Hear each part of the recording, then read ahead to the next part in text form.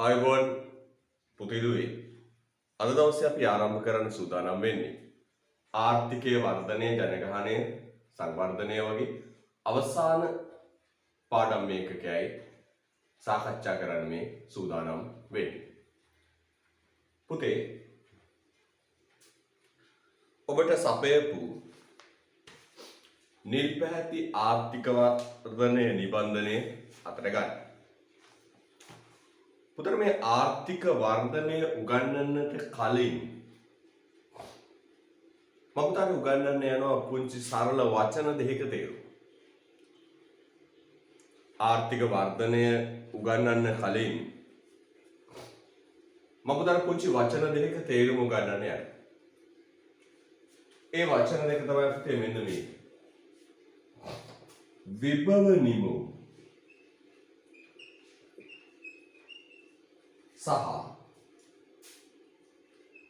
සත්‍ය නිමෝ.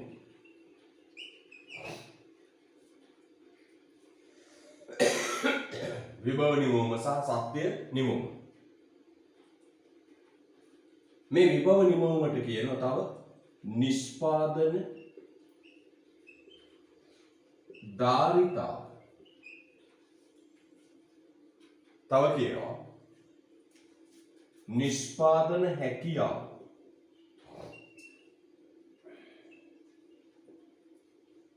නිෂ්පාදන හැකියාව කියලා කියනවා. එහෙනම් මොකද පුතේ අපි ඉස්සෙල්ලා තේරුම් ගන්න ඕන විභව නිමවුමයි සත්‍ය නිමවුමයි කියන්නේ මොකක්ද? හරිද? right. පුතේ විභව නිමවුම කියන්නේ මෙන්න මේක. නිපදවන්න පුළුවන් ප්‍රමාණය. විභව නිමවුම කියන්නේ නිපදවන්න පුළුවන් ප්‍රමාණය. ඔන්න සරල උදාහරණයක් ගන්න. ටියුෂන් පන්තියකට යනවා. ටියුෂන් පන්තියකට යනවා. හරිද? මේ ටියුෂන් පන්තියේ බංකු 25ක් තියෙනවා. බංකු 25ක් තියෙනවා. ඔය එක බංකුවක ළමයි 4 දෙනෙකුට ඉන්න පුළුවන්. ඔය එක බංකුවේ ළමයි කී දෙනෙකුට ඉන්න පුළුවන්ද? 4 දෙනෙකුට ඉන්න පුළුවන්. මම අහනවා පුතාගෙන් විභව නිමවුම නිෂ්පාදන ධාරිතාව කීයද? 100යි. 100යි. හැකියාව potential product දකිනවා නිෂ්පාදන ධාරිතාව කීයද? 100යි. ඒක තමයි ධාරිතාව කියන්නේ. ඊට පස්සේ අපි සත්‍ය නිමවුම කියන්නේ අපි ගිහින් බලනකොට ඇත්තටම මේ බංකුඩ වාඩි වෙලා ඉන්නේ ළමයි 55යි.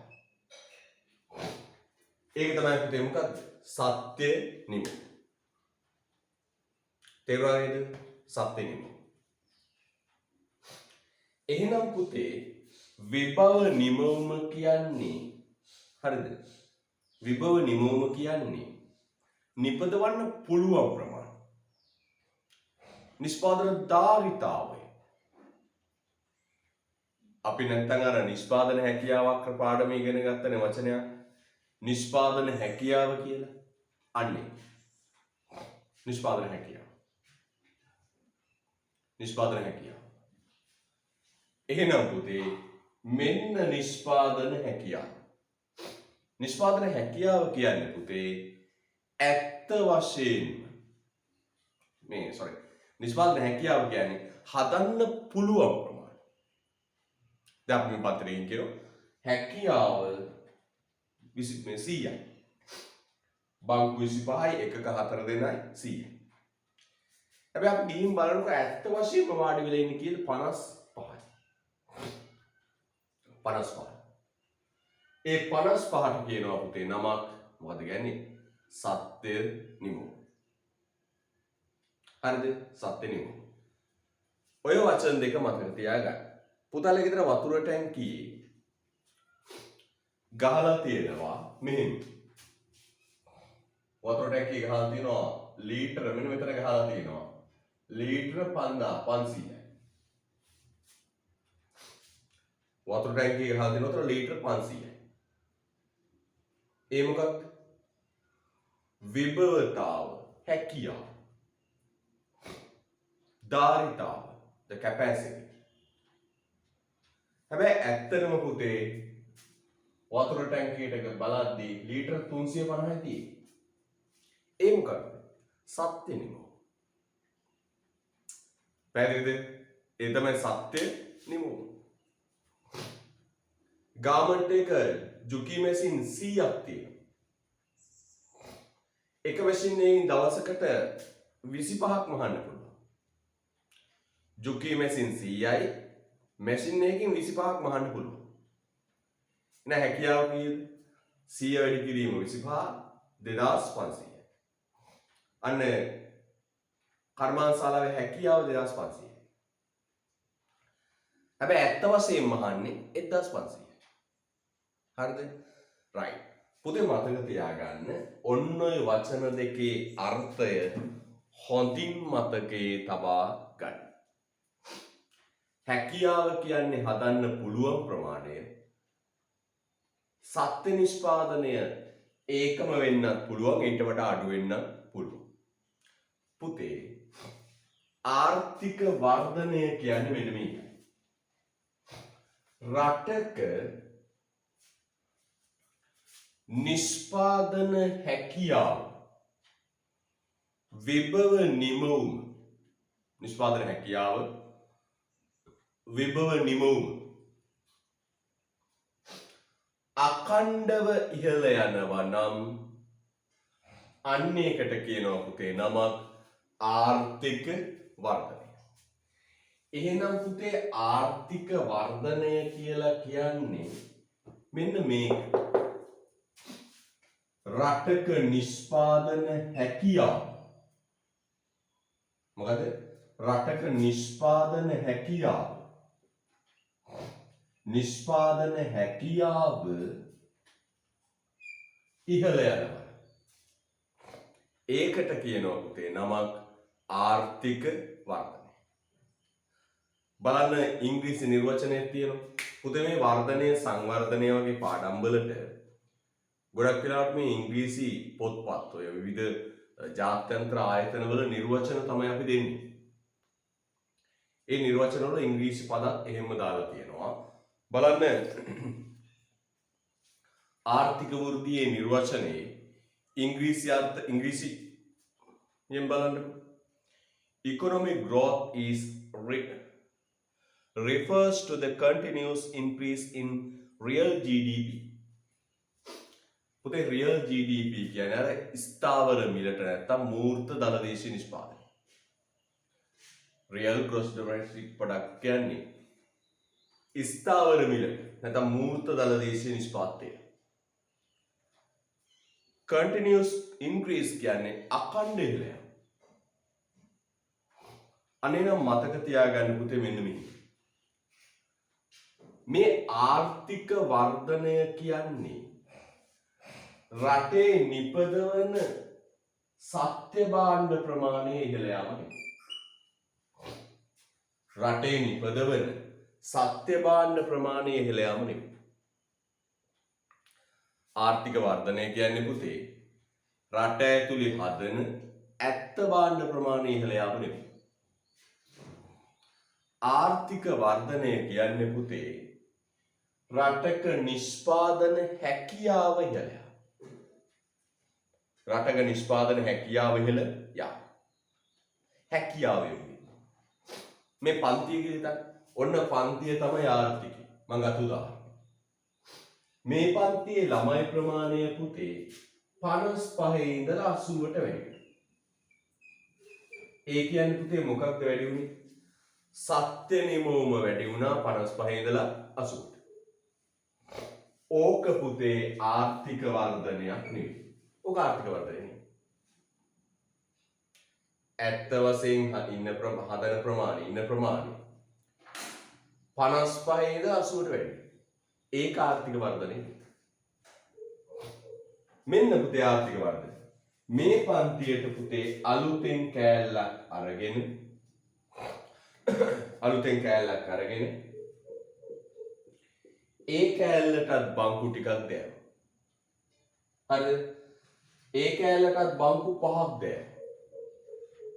දැන් බංකු කීයද? 30යි. 30 ගානේ 4ක් කීයද? දැන් 120යි. අන්න පුතේ ඒක තමයි ආර්ථික වර්ධනය කියන්නේ. දැන් බංකු 30යි ළමයි වාඩි කරන්න පුළුවන් හැකියාව කීයද? 120. අන්න ඒක තමයි පුතේ ආර්ථික වර්ධනය කියලා කියන්නේ. එහෙනම් ආර්ථික වර්ධනය කියන්නේ පුතේ රටක භාණ්ඩ හා සේවා නිෂ්පාදන හැකියාවේ විභවතාවයේ ඉහළ යාමයි. හරිද? right. ලියපු තැටි. ආර්ථික වෘත්තිය. ලැබේ. ආර්ථික වර්ධනය යනු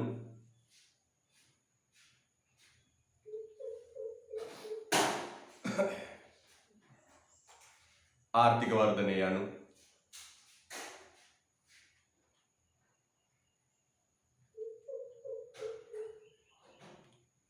කිසියම් රටක ආර්ථික වර්ධනය යනු කිසියම් රටක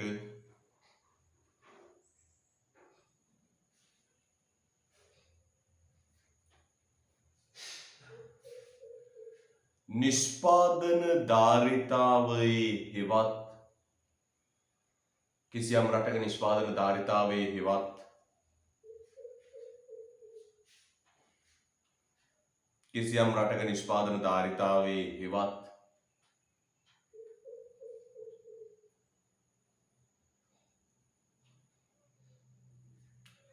විභව නිමවුමේ හටගන්නා නිෂ්පාදන ධාරිතාවයේ හෙවත් විභව නිමවුමේ හටගන්නා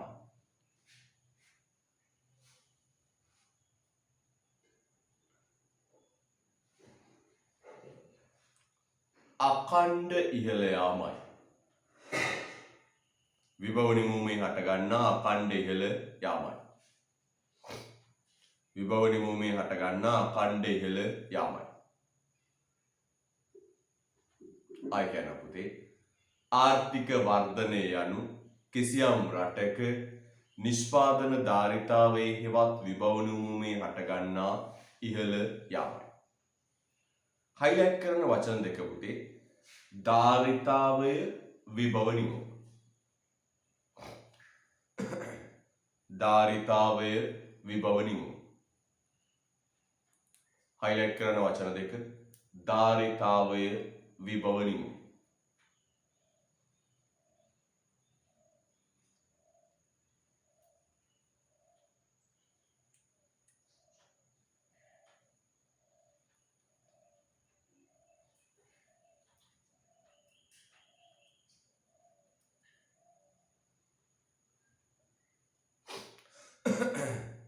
හරිද? right. යන්න.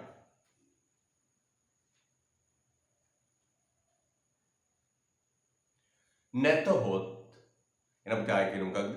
ආර්ථික වෘද්ධිය යනු කිසියම් රටක නිෂ්පාදක ධාරිතාවයේ විභව නිමවුමේ හටගන්නා අඛණ්ඩ ඉහළ යාම. නැතහොත් යන්න අඛණ්ඩව දිගු කාලයක් තිස්සේ අඛණ්ඩව දිගු කාලයක් තිස්සේ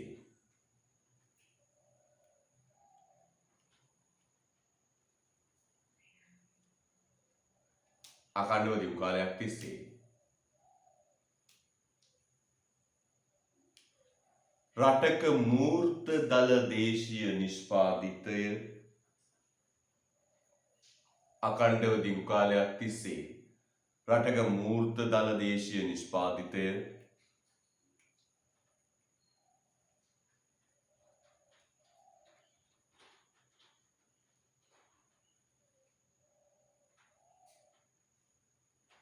අඛණ්ඩ දිගු කාලයක් තිස්සේ රටක මූර්ත දල දේශීය නිෂ්පාදනය ඉහළ යාම.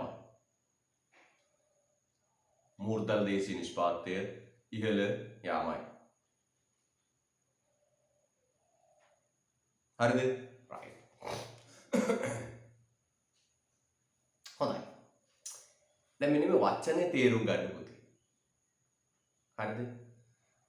මේ පන්තිය කියලා ගන්න ආර්ථිකය. මේ පන්තිය ඇත්ත වශයෙන් හදන ප්‍රමාණය 55 ඉඳලා 80ට වැඩි වුණාට ඒක ආර්ථික වර්ධනයක් නෙවෙයි. ඒක ආර්ථික වර්ධනයක් නෙවෙයි. මෙන්න මේක වැඩි වෙන්න ඕනේ. හැකියාව. මේ පන්තියේ බංකු සංඛ්‍යාව වැඩි වෙන්න ඕනේ. මේක ප්‍රමාණ හැකියාව වැඩි වෙන්න ඕනේ. බරක්. මෙතෙන්ට තව කෑල්ලක් ගත්තා. ඒකට බංකු 5ක් තියෙනවා. දැන් එතනත් වාඩි වෙන්න පුළුවන් 20කට. දැන් හැකියාව වැඩි වුණා කීයකද පුතේ? 20ක. අන්න ඒක තමයි පුතේ ආර්ථික වර්ධනය කියලා කියන්නේ. හරිද? ආර්ථික වර්ධනය කියලා කියන්නේ. මෙන්න මේ රූප සටහන අවිද්වත් රූපයක්. හරිද? මේක පොඩ්ඩක් දාගන්න චුට්ටක් තරහ නැතුව. ඕක පොඩ්ඩක් කටුවට දාගන්න.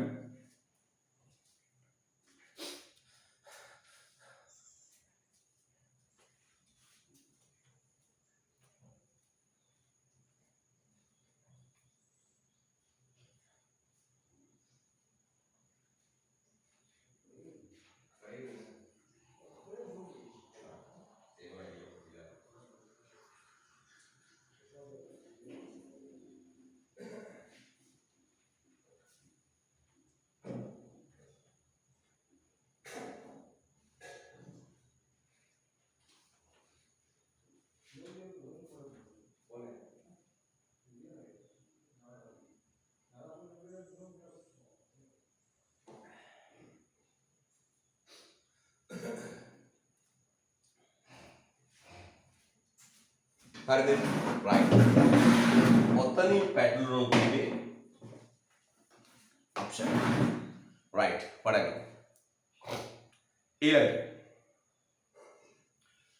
ආර්ථික වෘද්ධිය ප්‍රස්ථාරිකව නිරූපණය කිරීම. පුතේ මේ ආර්ථික වර්ධනය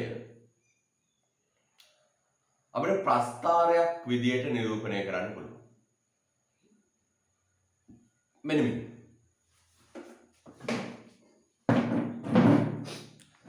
ආර්ථික වර්ධනයේ ප්‍රස්ථාරිකව නිරූපණය කිරීම.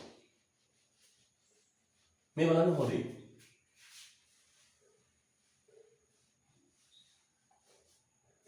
ආර්ථික වර්ධනයේ ප්‍රස්ථාරිකව නිරූපණය කිරීම.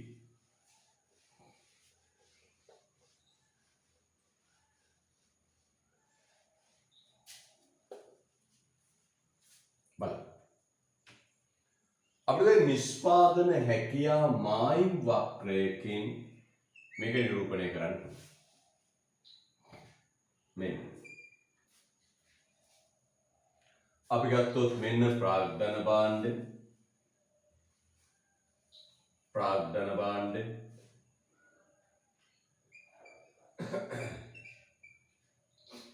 මෙන්න පාරිභෝජන භාණ්ඩ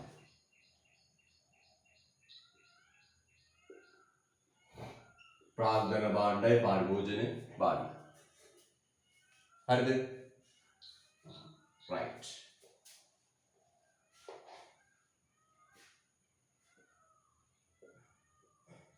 පුතේ ඔන්න වක්‍රයේ තියෙනවා PP කියලා. මේ තියෙන 2010 අවුරුද්ද. මේ රටේ පුතේ ආර්ථිකය වර්ධනය වෙලා නිෂ්පාදන හැකියාව වැඩි වෙනවා. මම පුතාට බොහොම පැහැදිලිව කිව්වා ආර්ථික වර්ධනයේදී වැඩි වෙන්නේ නිෂ්පාදන හැකියාව possibility. පුතාට මම බොහොම පැහැදිලිව කිව්වා ආර්ථික වර්ධනයේදී වැඩි වෙන්නේ මොකක්ද? නිෂ්පාදන හැකියාව. වැඩි වෙලා පුතේ මායිම් වක්‍රය PP1 කියලා ඉදිරියට වෙනවා. ඔය රූපෙන් පෙන්වන්නේ මොකක්ද? ආර්ථික වර්ධනය. right ලස්සන දාගන්න. ඇයි වර්ෂ දෙකක් දැන්නේ? මේ වගේ ආර්ථික වර්ධනය හටගන්න දීර්ඝ කාලයක් ගත වෙනවා. වසර 10ක් වගේ විශාල දිග කාලයක් ගත වෙනවා. දීර්ඝ කාලයක්. මම කියන්නේ අඛණ්ඩව දිග කාලයක් තිස්සේ නිෂ්පාදනය ඉහළ යනවා. නේ? අන්න පුතේ ඒක අර්ථවත් වෙන අනිවාර්යෙන් වසර දෙකක් දාන්න. පුතේ ආර්ථික වර්ධන රූපයේ නිරූපණය කරන මේ මායිම් වක්‍රයේ වර්ෂ දෙකක් නැත්තම් හරිද වර්ෂ දෙකක් නැත්තම් එය නිවැරදි රූපයක්සේ සැලකෙන්නේ නැහැ. වර්ෂ දෙක අනිවාර්යයි.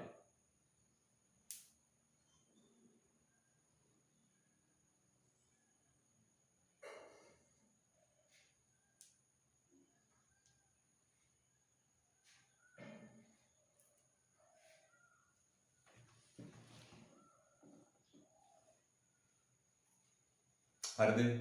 right.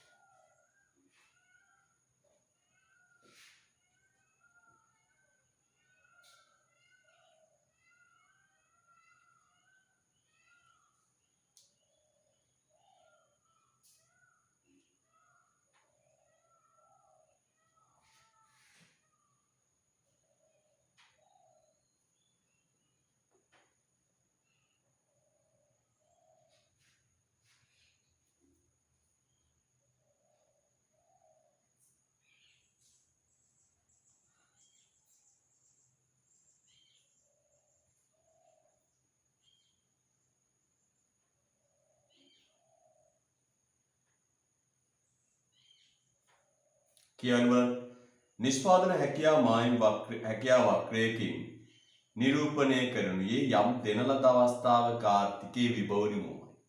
අපි දන්නවා නිෂ්පාදන හැකියා මායිම් වක්‍රයෙන් පෙන්වන්නේ යම් අවස්ථාවක ආර්ථිකයේ විභව නිමවීම. ඔය විභව නිමවීමට පුතේ සමාන වචන දෙකක් තව තියෙනවා. නිෂ්පාදන හැකියාව කියන්න පුළුවන්. නිෂ්පාදන ධාරිතාව කියන්න පුළුවන්. නිෂ්පාදන හැකියාව කියලා කියන්න පුළුවන්. නිෂ්පාදන ධාරිතාව කියලා කියන්න පුළුවන්. right? නිෂ්පාදන හැකියාව වක්‍රය පසුගිය දසවසර කාලය තුල PP1 සිට PP2 දක්වා පොඩක් කරගන්න P1 2 කියලා දාගන්න. P1 P2 P1 P2 දක්වා වර්ධනය වී ඇත. හරිද? right. දෙවැනි රූපය තමයි පුතේ සමාහාර සැපයුම් වක්‍රය දකුණට විතැන් වීම. පුතට මතකද සාර්වාර්ථික සමතුලිතය පාඩමේදී සමාහාර සැපයුම් වක්‍රය අපි ඉගෙන ගත්තා. සාර්වාර්ථික සමතුලිතය පාඩමේදී සමාහාර සැපයුම් වක්‍රය කියලා එකක් අපි ඉගෙන ගත්තා. පුතේ මේ සමාහාර සැපයුම් වක්‍රයෙන් පෙන්වන්නේ ආර්ථිකයේ සමස්ත භාණ්ඩ සැපයීම. සමාහාර සැපයුම් වක්‍රයෙන් පෙන්වන්නේ මොකක්ද? ආර්ථිකයේ සමස්ත භාණ්ඩ සැපයීම. තොර ආර්ථික වර්ධනයකදී මේ සමස්ත භාණ්ඩ සැපයීම වැඩි වෙලා නිෂ්පාදන හැකියාව වැඩි වෙලා සමස්ත භාණ්ඩ සැපයීම වැඩි වෙලා නේද? මේ සමාහාර සැපයුම් වක්‍රය ඉදිරියට විතැන්වීමක් දකුණට විතැන්වීමක් සිද්ධ වෙනවා. ඒ ඇසුරුනොත් හදන්න පුළුවන් මොකක්ද? මේ ආර්ථික වර්ධනය නිරූපණය කරන්න පුළුවන්. මූර්ත නිමවුම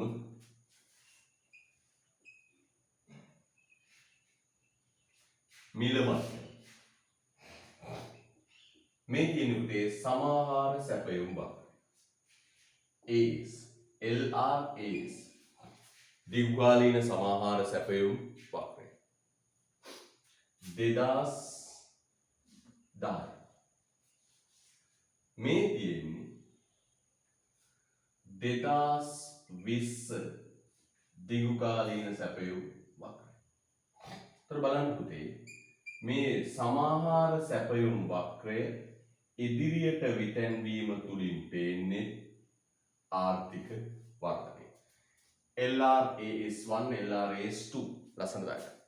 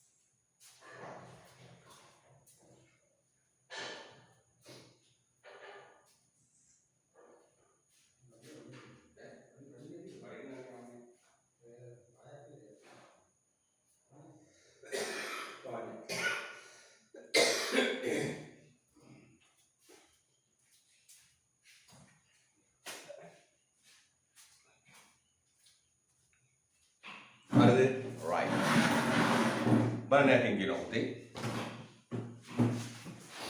යන්නේ කියනවා මොකද්ද?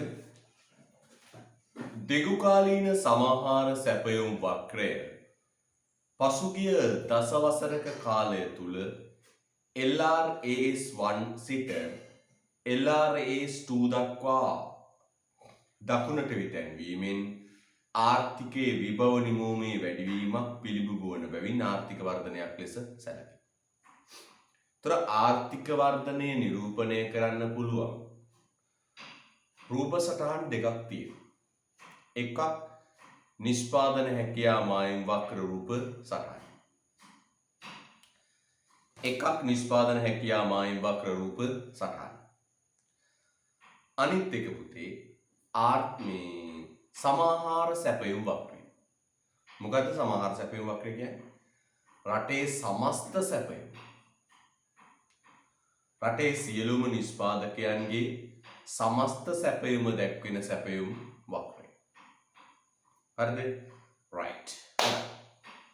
ඊට පස්සේ එනවා පුතේ මොකක්ද? ආර්ථික වර්ධන අනුපාතය. අපි ජාතික ගිණුම්කරණයේදී ඉගෙන ගත්තා ආර්ථික වර්ධන අනුපාතය. ඔබට මතකයිනේ? දැන් අපි ඒ ගැන පොඩ්ඩක් බලමු.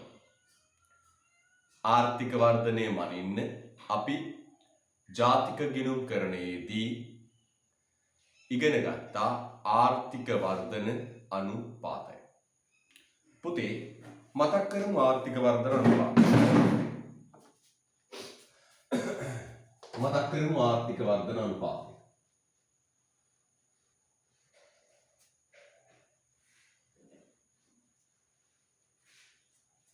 මතක් කරමු ආර්ථික වර්ධන අනුපාතය.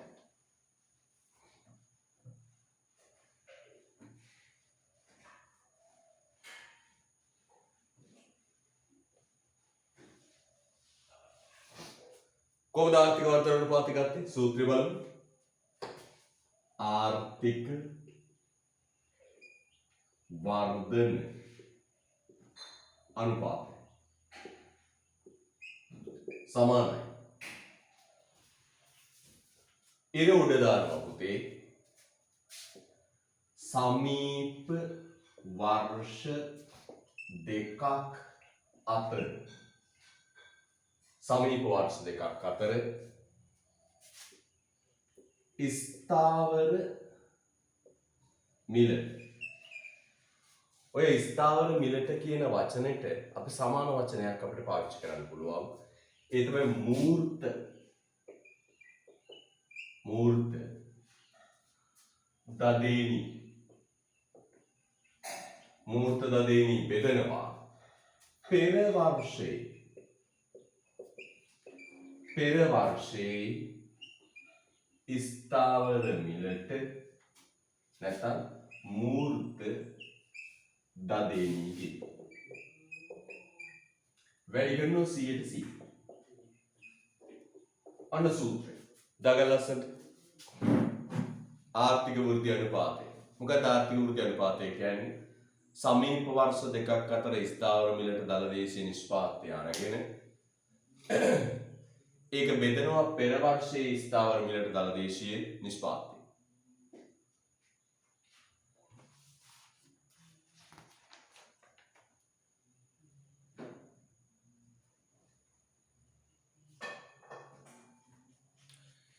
ඇත්ත වශයෙන් බලන්න මොකද්ද පුතේ? ගිය අවුරුද්දට සාපේක්ෂව මේ අවුරුද්දේ මූර්ත නිෂ්පාදනය නැත්නම් ඇත්ත වශයෙන්ම හද ප්‍රමාණය කොච්චර වැඩි වුණාද කියලා.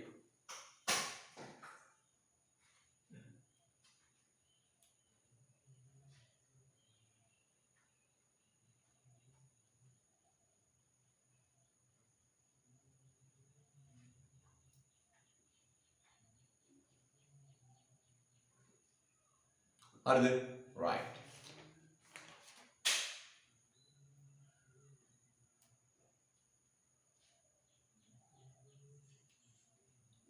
එයා අපිට අභ්‍යාසයක් තියෙන පොඩ්ඩක් කරන්න පුතේ.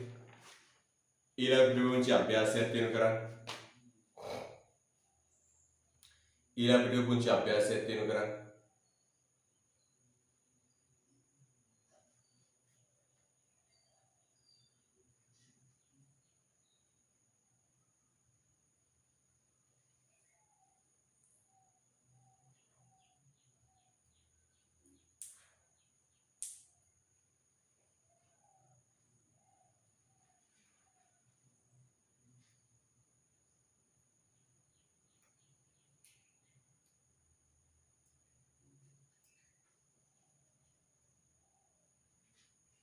මේ බලන්න කියන්නේ 2020 ස්ථාවර මිලට දදේනී කියනවා කීයද 40400ක් 2019 තියෙනවා කීයද 40000 තර වැඩි වෙලා කීයද පුතේ 400ක් වැඩි වෙලා කීයද 400ක් ඔය වැඩිවීම පුතේ ප්‍රතිශතයක් විදියට පෙන්වුවම තමයි ආර්ථික වර්ධන අනුපාතය කියලා කියන්නේ. එහෙනම් මේ වැඩිවීම කීයද? තිබුණේ 40000යි පෙර වර්ෂේ. වැඩිවීම 400යි. වැඩි කරන්න 100යි. ආර්ථික වර්ධන අනුපාතය 100ට 1. එහෙනම් නිෂ්පාදන මට්ටම 100ට 1කින් වැඩි වෙනවා. හරිද? right. ඔන්න යට තියෙන වගුවේ පුතේ ලංකාවේ ප්‍රායෝගික ඉලක්කම් ගණනය කරලා තියෙනවා 2020 වර්ෂයට අදාළ. පොඩ බලන්න එක වගුව දිහා. වගුව හොඳින් අධ්‍යයනය කරන්න. වගුව හොඳින් අධ්‍යයනය කරන්න. එහා පැත්තේ ආර්ථික වර්ධන අනුපාත තියෙනවා හොඳින් අධ්‍යයනය කරන්න. වගුව හොඳින් අධ්‍යයනය කරන්න විනාඩි කිහිපයක් දෙන්න. එහා පැත්තේ ආර්ථික වර්ධන අනුපාත තියෙනවා ඒවා අධ්‍යයනය කරන්න. හොඳයි. බලන්න වගුව දිහා මේ 2020 වර්ෂේ. ඒතර මේ පාඩම් උගන්වද්දී මහ බැංකු වාර්තා සියල්ල නිකුත් වෙලා තියෙන්න ඕන. මේවා මුල් කාලේ උගන්වන්න පුළුවන් පාඩම් නෙවෙයි. තේරුණා නේද? ආර්ථික වර්ධනය වගේ පාඩම් අවසානයේ දාලා තියෙන එකයි. මහ බැංකු වාර්තාවන් නිකුත් වුණාට පස්සේ අවසාන වශයෙන් තමයි මේ පාඩම් කරන්න තියෙන්නේ. මේවා මුල් කාලේ උගන්වන්න හැකියාවක් නැහැ. හරිද? right. යන් බලන්න හොඳට 2020 වර්ෂයේ ස්ථාවර මිලට දළදේශීය නිෂ්පාදනයේ තියෙනවා 9531. 2019 වර්ෂයේ තියෙනවා 9883ක්. ප්‍රසතයක් විදිහට ගත්තොත් පුතේ අඩු වෙලා නේද? මේ කොරෝනා වසංගත තත්ත්වයට එක්ක අඩු වෙලා ආර්ථික වර්ධනය ඇවිල්ලා තියෙනවා 2020 ඍණ 3.6. තොර 2019ට සාපේක්ෂව 2019ට සාපේක්ෂව 2020 මූර්ත නිෂ්පාදනය රටේ නිෂ්පාදන ප්‍රමාණය වැඩි වෙලා නැහැ පුතේ අඩු වෙලා. තේරුණා නේද? right. දැන් පුතේ ටිකක් වැදගත් දෙයකට අපි යනවා. ඒ තමයි අපි පහුගිය අවුරුදු 20ක් විතර අරගෙන මේ ආර්ථික වර්ධනයේ හැසිරීම කොහොමද කියලා බලන්න. අනුපාත ටික අරගෙන විශේෂ අවස්ථා ටික අඳුරා ගන්න. පෞගිය අවුරුදු ටිකක් අරගෙන අපි මේ ආර්ථික වර්ධනයේ සිදුවෙච්ච විශේෂ අවස්ථා අඳුරා ගැනීමක් සිදු කරනවා. බලන්නකෝ.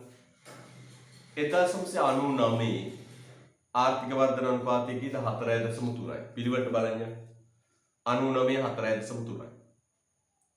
2006 2001 ඍණ 1.5යි. අන්න ඒක පුතේ හයිලයිට් කරන්න. 2001 ඍණ 1.5. 2001 ආර්ථික වර්ධන අනුපාතය ඍණ 1.5යි. 2002 4යි. 2003 5.9යි. ලොකු වෙනසක් නැහැ. ආයි 2009 පුතේ 3.5ට අඩු වෙනවා. අන්න ඒක හයිලයිට් කරන්න. 2005 3.5ට අඩු වෙනවා. sorry 2009 3.5ට අඩු වෙනවා. ඊට පස්සේ 2010 11 12 100% ඉක්ම වූ ආර්ථික වර්ධනයක් තියෙනවා. බලන්න 2012 දී පුතේ උපරිම ආර්ථික වර්ධනයක් වාර්තා වෙනවා 9.1යි. 2012 හයිලයිට් කරන්න. 2012 හයිලයිට් කරන්න. 2012 හයිලයිට් කරන්න. ඊට පස්සේ පුතේ ආයි 2019 හයිලයිට් 2020 හයිලයිට් කරන්න. 19යි 20යි හයිලයිට් කරන්න. 19 2.3ක වර්ධනයක් වෙන්නවා 20 ඍණ 3.6යි. දැන් විශේෂ අවස්ථා ටික මම highlight කරේ. පුතේ 2000 ඉතිහාසයේ පළවෙනි වතාවට රටේ ආර්ථික වර්ධනය ඍණ වුණේ 2001 අවුරුද්දේ. 2001 ආර්ථික වර්ධන අනුපාතය ඍණ 1.5යි. පුතේ 2001 ඍණ වෙන්න හේතුව චන්ද්‍රිකා බණ්ඩාරනායක කුමාරතුංග ජනාධිපතිතුමිය ජනාධිපතිකම තරද්දී රනිල් වික්‍රමසිංහ අගමැති ලෙස පත් වෙනවා. තොර පක්ෂ දෙකේ ජනාධිපති ශ්‍රී ලංකා නිදහස් පක්ෂයේ අගමැති එක්සත් ජාතික පක්ෂය මේ දෙන්න අතර මේ දේශපාලන ගැටීමේ ප්‍රතිඵලයක් විදියට රටේ ආර්ථිකය ආපස්සට යාමක් සිද්ධ වුණා. මගේ මතකයේ නිවැරදි නම් ඒක තමයි මට කියන්න තියෙන හේතුව. 2009 පුතේ 3.5කට අඩු වුණා නේද? ඒ පුතේ යුද්ධයේ අවසානය. නේද? ඉරිකැලක් ගහලා යන්නේ යුද්ධයේ අවසානය. හරිද? අපි යුද්ධය 2009 වෙනික අපේ යුද්ධය තිබුණා. නේද? අපි දන්නවා අපි බොහොම කෘතවේදීව හැම මොහොතකම සිහිපත් කළ යුතුයි. මොකක්ද සිහිපත් කරන්න ඕන? අපේ රටේ 30 වසරක යුද්ධය, සාපරාධී යුද්ධය 2009 වර්ෂයෙන් අවසන් වෙනවා. ඒතර දේශපාලන නායකත්වයේ දෙන්නේ කවුද? මහින්ද රාජපක්ෂ මහතා. යුදමේ නායකත්වයේ සරත් පොන්සේකා මහතා. නේද? ඊට පස්සේ රණවිරුවෝ තමන්ගේ ජීවිත කැප කළා දාස් ගණනින්. නේද? දාස් ගණනින් ජීවිත කැප කළා මේ රට නිදහස ලබා දුන්නා. ඔබ අද අපි මේ භුක්ති විඳින නිදහසේ සැබෑ උරුම කරු. සැබෑ ලෙස කැප වුණේ තමන්ගේ ජීවිතවලින් ඔව්. ඉස්සර පුතේ ඔය යුද්ධයට කොළඹ ඉන්න අයට වඩා නාගරික ප්‍රදේශවල ඉන්න අයට වඩා මේ ගම්වල ඉඳපු තරුණ තරුණියෝ තමයි පුතේ විශාල වශයෙන් යුද්ධයට ගියේ. පැහැදිලිද? විශාල වශයෙන් යුද්ධයට ගියේ අය විශාල තරුණ ජීවිත ප්‍රමාණයක් මියදුණා. හැබැයි අද ලාංකීය ජනතාව ත්‍රස්තවාදයෙන් තොර සාමකාමී රටක් බවට පත් වෙලා තියෙනවා. අපි හැමදෙස්සම කෘතවේදීව සිහිපත් කළ යුතුයි. පැහැදිලිද? ඒතර ඒ අයට සලකනවා වගේම ඒ මියගිය රණවිරුවන්ගේ දෙමව්පියෝ ඉන්නවා, රණවිරු පවුල් ඉන්නවා මේ අපේ ගම්වල. ඔබට කරන්න පුළුවන් හොඳම දේ තමයි අනේ මේ මිනිස්සු ගැන හොයා බලන්න. මේ මිනිස්සුගේ දරුවෝ මියදුනේ මේ රට වෙනුවෙන්. පැහැදිලිද? අපිට කරන්න පුළුවන් වුන් වෙනුවෙන් කරන්න පුළුවන් හොඳ දෙයක් තමයි මොකක්ද? අපේ ප්‍රදේශවල ඉන්නවා ඒ යුද්ධයට ගිහිල්ලා මියදුණු රණවිරු පවුල්වල දෙමව්පියන්. පැහැදිලිද? අනේ දෙමව්පියන්ට ඔබ හොයා බලන්න. ඔබට හැකි පමණින් උදව් උපකාර කරන්න අපි හිතනවා. ඔවුන්ගේ දරුවන්, ඔවුන්ව රැක බලා ගන්න ඉඳපු ඔවුන්ගේ දරුවන් මිය ගියේ මේ යුද්ධය නිසා. අපේ නිදහස උදෙසා. අපිට කරන්න පුළුවන් දෙයක් තමයි එක පොඩි දෙයක් තමයි මොකක්ද? අන්නේ අය පොඩ්ඩක් රැක බලා ගන්න උපකාර කරන එක. අපි නැවත නැවතත් යුද්ධය වෙනුවෙන් ඒ කැපකිරීම කරපු සියලු දෙනා සිහිපත් කරනවා. ඉතින් කෘතවේදී ජාතියක යුතුයකම්. පැහැදිලිද? රයිට්. ඊට පස්සේ එන 2019 පොඩි කැලලක් ගහලා යන යුද්ධය. 2009 පුතේ යුද්ධය. යුද්ධ නිසා අවසාන අධීරී විශාල මුදල් ප්‍රමාණයක් පොම්ප කරන්න වුණා යුද්ධයට. ඒත් එක්කම රටේ නිෂ්පාදන කටයුතු අඩාල වීමක් සිද්ධ වුණා. පුතාටත් මතකයි ඇති. රයිට්. යුද්ධයෙන් පස්සේ පුතේ අපේ රට ශීඝ්‍ර ආර්ථික වර්ධනයකට ගියා. යුද්ධයෙන් පස්සේ ශීඝ්‍ර ආර්ථික වර්ධනයකට ගියා. 2010 11 12 කියන වර්ෂවල ශීඝ්‍ර ආර්ථික වර්ධනයක් ලැබුණා. අවුරුදු 3 වල 10%යි 11%.8.4යි 12%.9.1යි. ඒ ඉතිහාසයේ වැඩිම ආර්ථික වර්ධනය 2010 11 12. තොරර යුද්ධය අවසන් වීමත් සමග පුතේ යුද්ධය අවසන් වීමත් සමග විශාල වශයෙන් සංවර්ධන ව්‍යාපෘති දියත් වෙන්න පටන් ගත්තා. ඒත් එක්කම 8 ඉක්ම වූ ආර්ථික වර්ධනයක් තියෙනවා. හොඳයි. හැබැයි උතර පොඩි අඳුරු කතාවක් තියෙනවා. ඒ තමයි මොකද්ද?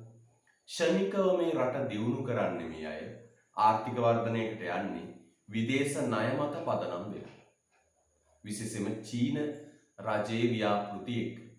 උතර ශනිකව අපි ආර්ථික වර්ධනයකට ගියාට පොඩි අවුලක් තියෙනවා, වැරැද්දක් තියෙනවා. මොකක්ද අවුල? මේ සියල්ලම ණය බොහෝ ව්‍යාපෘති ණය මත පදනම් වෙලා. ඒතර අපි යුද්ධය අවසන් වෙනකොට ආර්ථිකමය වශයෙන් යම් පසුබෑමක ඉඳී ෂණිකව දියුණු වෙන්නේ මේ ණය මත පදනම් වෙලා. ගමතක තියාගන්න.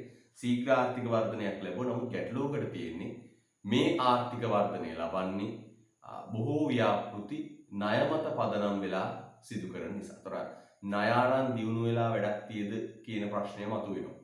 ඔබේ ගෙදරට වාහනයක් ණයට සම්පූර්ණයෙන්ම ණයට වාහනයක් ගේන එකේ තේරුමක් තියද කියන එක සම්බන්ධයෙන් අපි දෙවරක් හිතා බැලිය යුතුයි.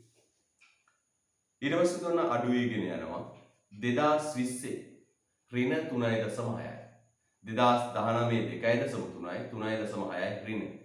මේකට හේතුව අපි දන්නවා 2020 වෙනකොට 2019 COVID-19 නේද? 19 කිව්වේ 19 මෙන්න පටන් ගන්න. මේ වර්තමානයේ දක්වා ඇදීගෙන යනවා. ඍණ 3.6යි. එතන පොඩ්ඩයි ඉරි කැලලක් ගහලා යන්නේ. COVID-19 මේ රට ලොක්ඩවුන් කිරීමේ ප්‍රතිඵලය. තොර ඔබ මතකයේ තබාගත යුතු කරුණු දෙකක් මම මෙහායින් සඳහන් කරලා තියෙනවා. මොකක්ද? නිදහසින් පසු ශ්‍රී ලංකාවේ වැඩිම ආර්ථික වෘද්ධිය අනුපාතය වාර්තා වූයේ 2012 වසරේදී. එය 9.1. නම් නිදහසෙන් පස්සේ වැඩිම ආර්ථික වර්ධනය වාර්තා වුණේ 2012 වසරේ ඒ 9.1. ඊට පස්සේ 2020 වසරේ ශ්‍රී ලංකාවේ ආර්ථික වෘද්ධි අනුපාතය ඍණ 3.6ක් විය. 2020 වසරේ ශ්‍රී ලංකාවේ ආර්ථික වෘද්ධි අනුපාතය ඍණ 3.6ක් විය. ඒ ශ්‍රී ලංකා ඉතිහාසයේ වාර්තා වූ අඩුම ආර්ථික වෘද්ධි අනුපාතයයි. ඒතර ලංකා ඉතිහාසයේ මීට කලින් ඍණාගයක් ආවා. ලංකා ඉතිහාසයේ මීට කලින් ආර්ථික වර්ධන අනුපාතයේ ඍණාගයක් ආවා. ඒ 2001 අවුරුද්දේ. ඊට පස්සේ පුතේ බරපතල කඩාවැටීමක් සිදු වෙන ආර්ථිකේ ඒ 2020 වර්ෂයේ ඍණ 3.6. හරිද? right. ඊට පස්සේ එනවා පුතේ මොකක්ද? ආර්ථික වෘද්ධි අනුපාතය සහ ආර්ථික වෘද්ධි. පුතට මම අර මුලින්ම බැස්සෙත් ඒකයි. මුලින්ම මෙතෙන්ට එන්ටර් උන්නේ මේක කියාගෙන. මේක කියාගෙනම තමයි මම වැඩේට බැස්සේ. පුතේ මේ ආර්ථික වෘද්ධි අනුපාතය ආර්ථික වර්ධනය මනින්න සුදුසුද කියන එක සම්බන්ධයෙන් ප්‍රශ්නයක් තියෙනවා. ආර්ථික වර්ධන අනුපාතය ආර්ථික වර්ධනය කියන සංකල්පය මනින්න සුදුසුද කියන එක සම්බන්ධව ගැටලුවක් තියෙනවා. පුතේ මොකක්ද ගැටලුව? මේ මොකක්ද ගැටලුව පුතේ? බලන්න පොඩ්ඩින්.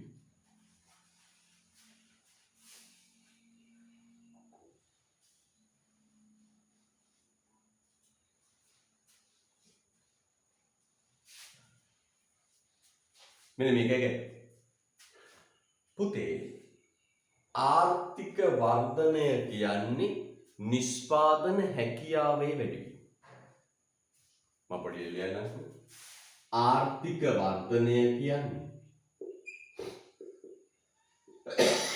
ආර්ථික වර්ධනය කියන්නේ නිෂ්පාදන හැකියාවේ තව වචන කියන්නේ විභවතාවය. තව වචනයක් කියන්නේ ධාරිතාවයේ ඉහළ යාම.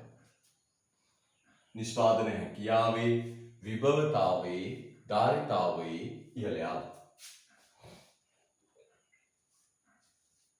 හරිද?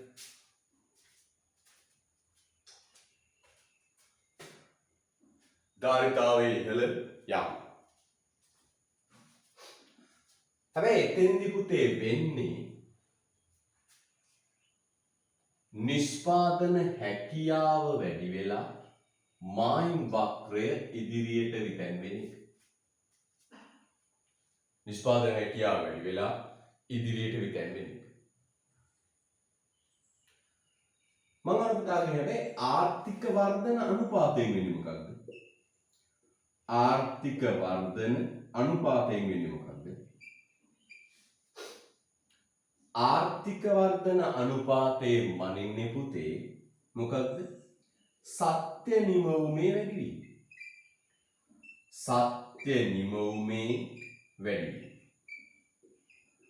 ආර්ථික වර්ධන අනුපාතයේ මනින්නේ මොකක්ද පුතේ? සත්‍ය නිමවුමේ වැඩිවීම. මේ බලන්නකො අපි අර හැදුව අභ්‍යාස 2019 40000.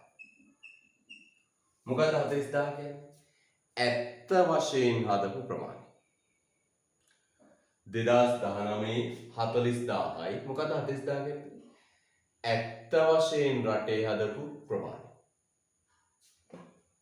2020 දී පුතේ කීයද නිෂ්පාදනය? 40400. 40400 කියන්නේ මොකක්ද? ඇත්ත නිෂ්පාදනය. එහෙනම් අපි ආර්ථික වර්ධන අනුපාතයේ මෙන්න 100%කින් 100%යි ආර්ථික වර්ධනය කියලා පෙන්නනවා. මේ 100% කියන්නේ මොකක්ද පුතේ?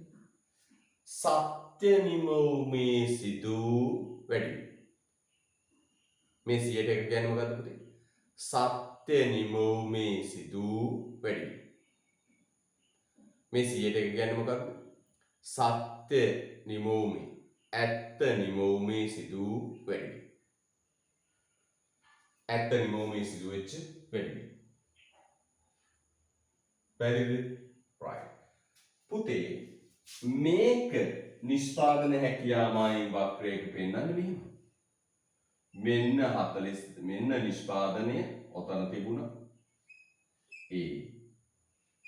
ඔන්න මායිම් වක්‍රය මොකක්ද? කොහොමද?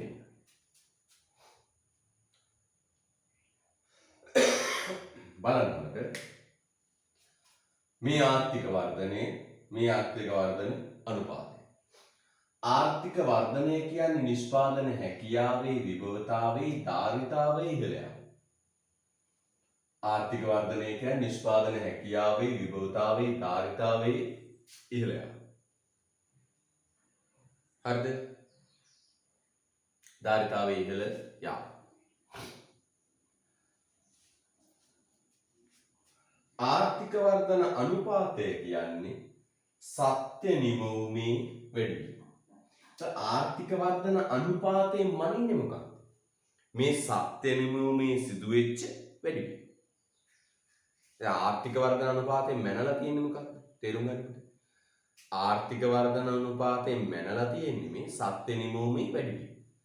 2019 සත්‍ය නිමවුම 40000යි. 2020 සත්‍ය නිමවුම 40400යි. වැඩිවීම 100%යි. මේ 100%යි කියන්නේ ආර්ථික වර්ධන අනුපාතය. මේ 100% කියන්නේ මොකක්ද?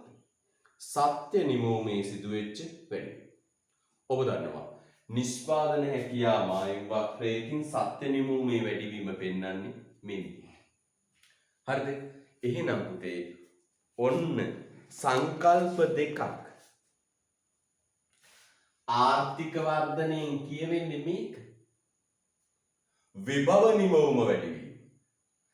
හැබැයි ආර්ථික වර්ධන අනුපාතයෙන් මනින්නේ මොකක්ද? සත්‍ය නිමවුම වැඩිවීම. දැන් පස්වෙනි පිටුවේ යට පුතේ මේක දාගන්න. ඒතර ඔබට අදහසක් එනවා. පස්වෙනි පිටුවේ යට උක දාගන්න.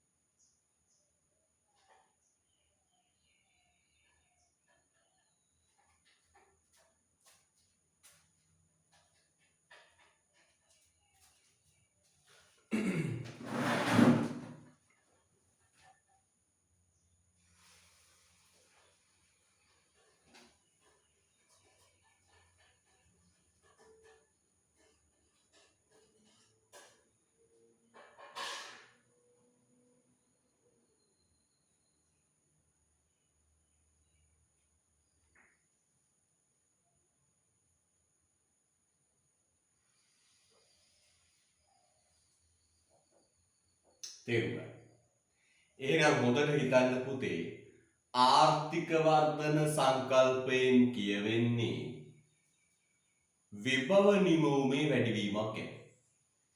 හැබැයි ආර්ථික වර්ධන අනුපාතයෙන් මැනලා තියෙන්නේ මොකක්ද? ආර්ථික වර්ධන අනුපාතයෙන් මැනලා තියෙන්නේ මොකද්ද පුතේ? සත්‍ය නිමවුමේ වැඩිවීම. ඒතර මේ ඉලක්කමෙන් පේනවද විභව නිමවුමේ වැඩිවීම? තේරුම් ගන්න. මේ ඉලක්කමෙන් සැබෑ ආර්ථික වර්ධනයක් පේනවද? සැබෑ ආර්ථික වර්ධනයක් පේන්නේ නැහැ. මේ ඉලක්කමෙන් සැබෑ ආර්ථික වර්ධනයක් පේන්නේ. හරිද පුතේ? right. දැන් ඔන්න කියෝ. කිසියම් වර්ෂයක් සඳහා රටක ආර්ථික වෘද්ධි අනුපාතය ගණනය කිරීමෙන් වෘද්ධි ක්‍රියාවලියේ හෝ විභව නිමවුමේ වර්ධනය පිළිබඳ නිවැරදි අවබෝධයක් ලබා ගත නොහැක. මේ 100ට එකෙන් පෙන්වන්නේ මොකක්ද? හැකියාව වැඩිවීම නේ පුතේ. විභව නිමවුමේ වැඩිවීම නෙවෙයි. ඇත්ත නිමවුමේ වැඩිවීම. 40000ක් ඇදුවා 40400ක් දක්වා වැඩි වෙනවා. 400කින් වැඩි වෙනවා. සත්‍ය නිමවුම 400කින් වැඩි වෙනවා. ඒක ප්‍රසතයක් විදිහට පෙන්වුවම කියනවා ආර්ථික වර්ධන අනුපාතය 100ට 1. හැබැයි ඒ 100ට 1ෙන් පෙන්වන්නේ සත්‍ය නිමවුමේ වැඩිවීම මිසක් විභව නිමවුමේ වැඩිවීමක් නෙවෙයි. තේරුණාද? right. යා කිසියම් වර්ෂයක් සඳහා රටක ආර්ථික වෘද්ධි අනුපාතය ගණනය කිරීමෙන් වෘද්ධි ක්‍රියාවලිය හෝ විභව නිමවුමේ වර්ධනය පිළිබඳ නිවැරදි අවබෝධයක් ලබා ගත හැකියි. හරි අවබෝධයක් ගන්න පුළුවන්. නොහැකියි. නිවැරදි අවබෝධයක් ලබා ගත නොහැකියි. ආර්ථික වෘද්ධි අනුපාතයෙන් මැනනුයේ විභව නිමවුමේ හටගත් සැබෑ වෙනස් වීම වන නමුදු ආර්ථික වෘද්ධියෙන් සලකා බැලනුයේ ආර්ථිකයේ විභව නිෂ්පාදන ධාරිතාවේ ප්‍රමාණය. එහෙනම් ආර්ථික වර්ධනයේ මනින්නේ සත්‍ය නිමවුම වැඩිවීම. හැබැයි ආර්ථික වර්ධනය කියන්නේ විභව නිමවුමේ වැඩිවීම. මම හිතේ තේරෙනවා. අන්නේ වාක්‍ය පුතේ highlight කරන්න. ආර්ථික වෘද්ධි අනුපාතයෙන් මැනෙනුයේ කියන එක තාම වගකීමෙන් highlight කරන්න. තාම වැදගත් වාක්‍යයක්. ඊටාම වැදගත් වාක්‍යයක්.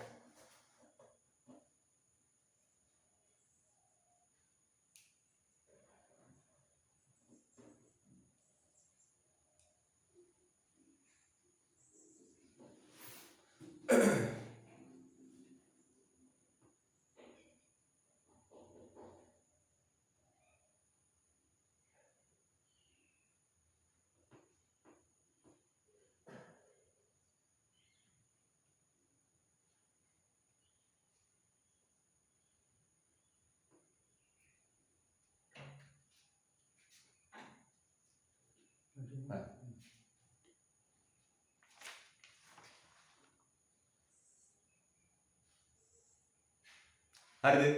right. එහෙනම් පුතේ බලන්න ආර්ථික වර්ධන අනුපාතයෙන් සැබෑ ආර්ථික වර්ධනයක් නිරූපණය වීමක් සිදු වෙන්නේ නැහැ. තේරුණාද? එහෙනම් තේරුම් ගන්න පුතේ. ආර්ථික වර්ධන අනුපාතයෙන් සැබෑ ආර්ථික වර්ධනයක් නිරූපණය වීමක් සංකල්පයේ නිරූපණය වීමක් සිදු වෙන්නේ නැහැ. හරිද? right. මේ බලන්න මම ඔය රූප දෙක තනි රූපයකට අඳින්නම්කො මේක.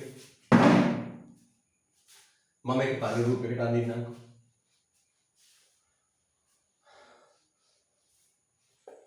මම ඒක තනි රූපයකට අඳින්නම්කො.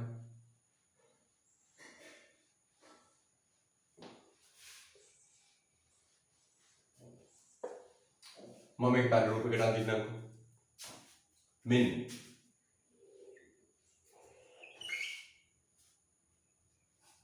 ප්‍රාග්ධන භාණ්ඩ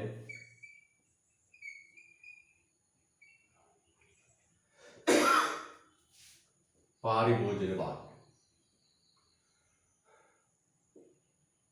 ප්‍රාග්ධන භාණ්ඩයි පාරිභෝජන භාණ්ඩයි මෙන්න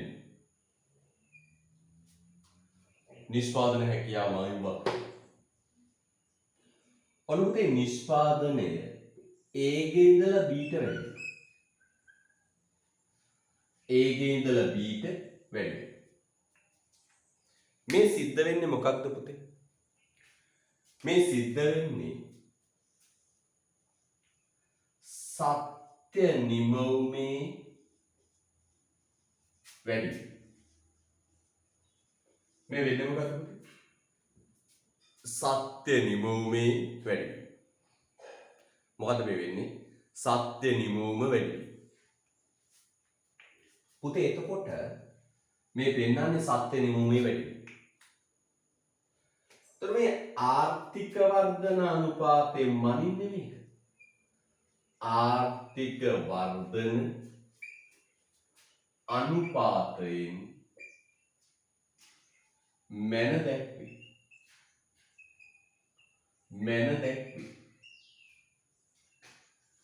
එහෙනම් සත්‍ය නිමවුමේ වැඩිවීම තමයි පුතේ ඔය ආර්ථික වර්ධන අනුපාතයෙන් මනින්නේ.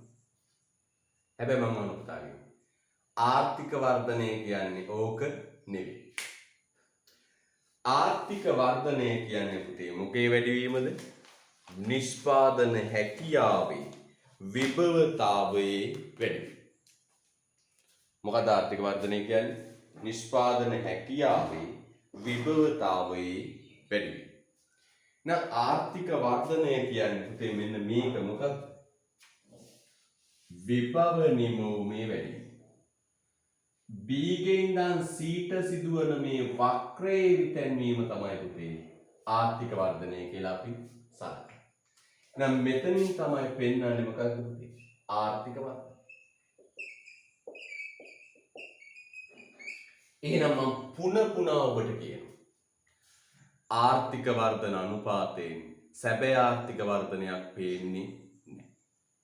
ඒකෙන් පේන්නේ හුදු සත්‍ය නිමවුමේ වැඩිවීම පමණයි. right ලස්සනයි. right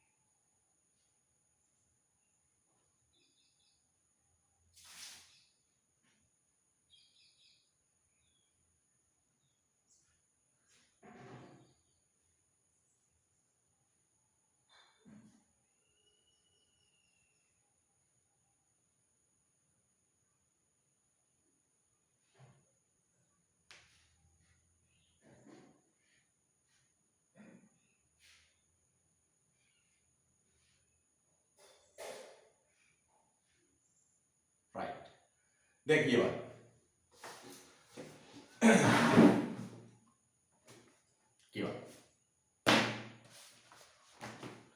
කියමු.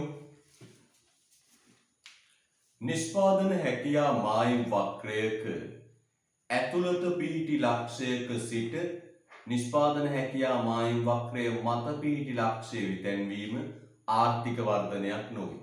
මෙන්න මේක පුතේ ආර්ථික වර්ධනයක් නෙවෙයි. ආර්ථික වෘද්ධියක් නොවේ. ඒ ආර්ථිකයේ ප්‍රයෝජනයට නොගත් සම්පත් උපයෝජනය ගැනීමේ සිදුවන සැබෑ නිමවුමේ වැඩිවීම. අන්න ඒ වාක්‍යය highlight කරා.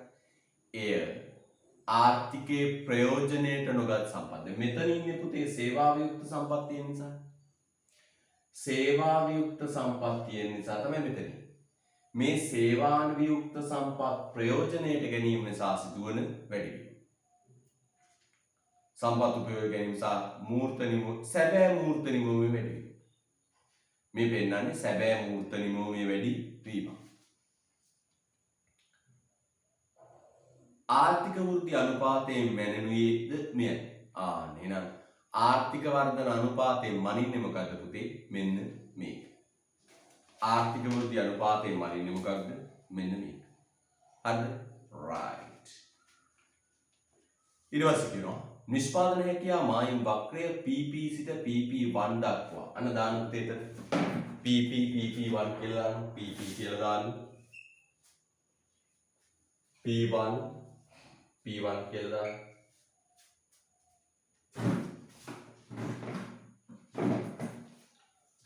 PP1 දක්වා ගමන් කිරීම සුළුයි නිෂ්පාදන ලක්ෂ්‍ය දක්ුණට ගැමෙන.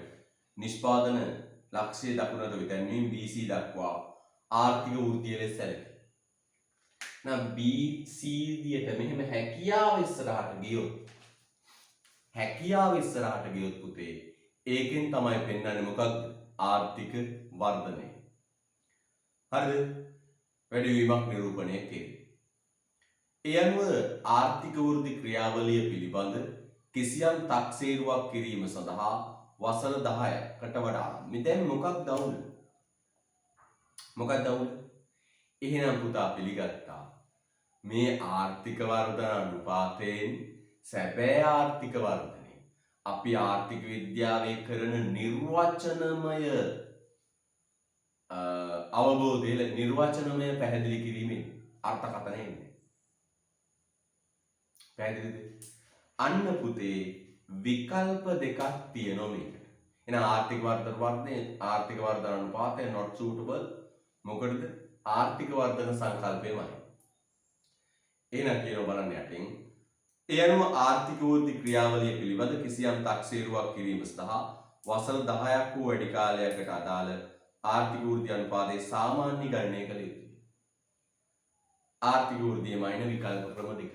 පුතේ මෙන්න දැන් පුතා තේරුම් ගත්ත ආර්ථික වර්ධන අනුපාතය හරියන්නේ ආර්ථික වර්ධනයමයි.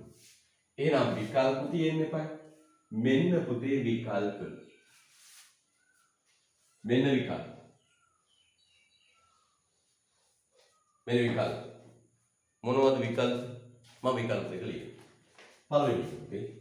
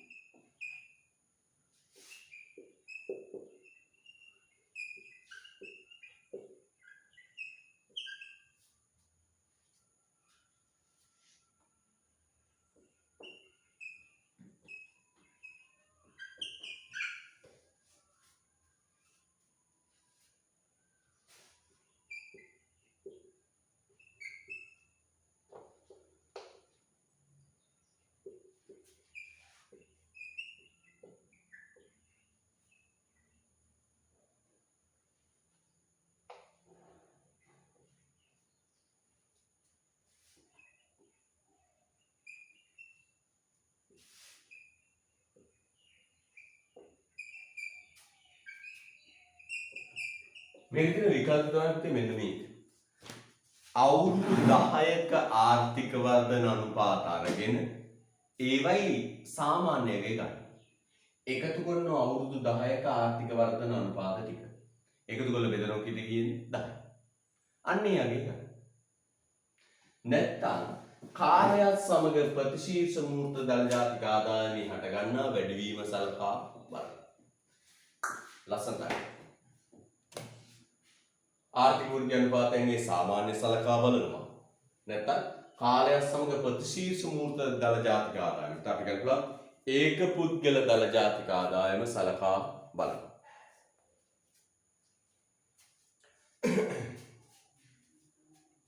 ඒක පුද්ගල දල ජාතික ආදායම සලකා බලනවා.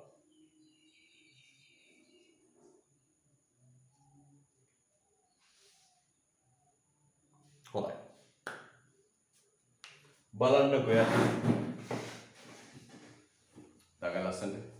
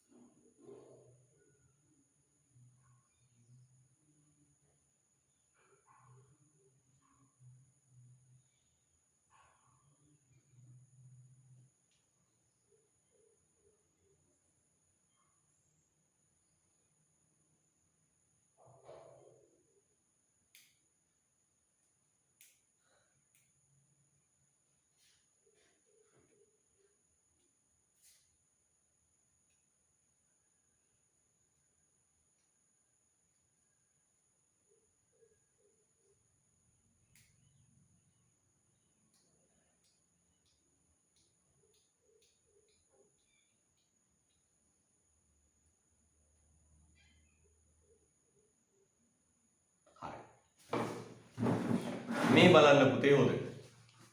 දැන් විකල්ප මොකක්ද? අවුරුදු 10ක ආර්ථික වර්ධන අනුපාතයක එකතු කරලා සාමාන්‍යයක් ගන්න. ඒතර දිගු කාලයක් නෙනේ. ඒක හරි. නැත්නම් ගන්න පුතේ ඒක පුද්ගල දල ජාතික ආදායමේ වර්ධනය. මෙන්න පුතේ තියෙනවා පසුගිය දශක පහේ ශ්‍රී ලංකාවේ ආර්ථික වෘද්ධි අනුපාතිකවල සාමාන්‍ය. තරුවක් දාගන්න පුතේ ඊටම වැදගත්. මේ වහන්න පුළුවන්. පැහැදිලිද? මේ වහන්න පුළුවන්. යත් 1970 79 3.9 1970 79 3.9 80 89 4.3 සාමාන්‍ය කියන්නේ ඇවරේජ් එක 90 99 5.2 2009 5යි 2010 2019 4.8යි ඔය 2020න් පස්සේ නම් ගොඩාක් අඩු වෙයි ඍණ යන නිසා. ඔන්න තත්ත්වය. 1970 79 3.9යි 80 89 4.3යි 90 99 5.2යි 2009 5යි 2010 2019 4.8. හරිද? ඔය 4.8 කියන එක නම් අනිවාර්යෙන්ම මතක තියාගන්න. දැන් මම පුතේ මතක තියාගන්න. අපි පාස් පේපර් ටිකක් කරගෙන යන්න. හොඳට කල්පනා කරන්න පුතේ. හැම ටියුට් එකකම පාස් පේපර් කරා. මම පුතාට කියලා ඇති පවර්ලා ඇති වැඩක් මොකක්ද? පෞගිය අවුරුදු 10ක පාස් පේපර් කරා. මම හිතනවා කල්ලා ඇති කියලා. හැම පාඩමකම පාස් පේපර් ටික එවල කරගෙන ගියා. ඉතුරු කරේ නැහැ. මේ අන්තිම පාඩමෙත් එහෙමයි. පාස් පේපර් ටිකත් එක්ක යනවා. දැන් පුතාට ප්‍රශ්න 9ක් තියෙනවා. MCQ 6යි රචනා ප්‍රශ්න 3යි. මම පුතාට විනාඩි 10ක් දෙනවා. 10ක් මදි නේද? විනාඩි 12ක් දෙනවා. කරන්න පාස් පේපර් ටික. පුංචි කොලයක් අරගෙන රචනා ප්‍රශ්න තුනට උත්තර ලියන්න. විනාඩි 12ක් හම්බෙනවා. රයිට් පටන්.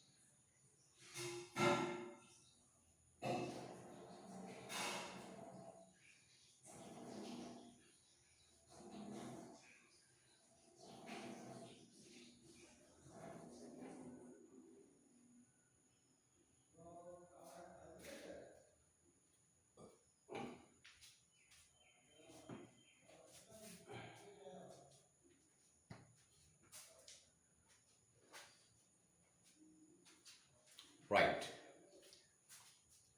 බලමු. බලමු. right. පළවෙනි ප්‍රශ්නේ. දැන් ඔය ප්‍රශ්න හයක් තියෙනවා. හයම හරියන්න ඕන. හයම හරියන්න ඕන. හයම. ආර්ථික වෘද්ධියෙන් මනිනුයේ. මොකද උත්තරේ? කියමු බලන්න උත්තරේ මෙසේජ් එකක් දාමු. ආර්ථික වෘද්ධියෙන් මනිනුයේ ඵලදායී වර්ධනයයි නැත,